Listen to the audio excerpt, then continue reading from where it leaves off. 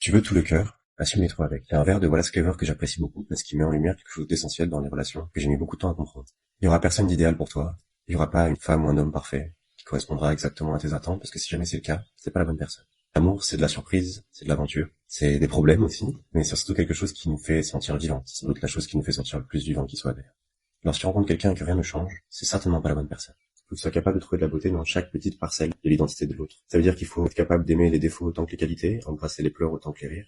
L'amour, c'est travailler à rendre le monde de l'autre un peu plus beau chaque jour. Il n'y a pas de chemin facile, il n'y a pas de manuel. Le but, c'est d'arriver à laisser son ego de côté. Travailler ensemble vers un but qui a du sens pour vous deux, avoir une valeur autant éthique que esthétique dans la considération que vous avez de cette petite vie particulière qu'on a tous. Pour résumer, du moins pour moi, aimer quelqu'un, c'est du travail, beaucoup de travail.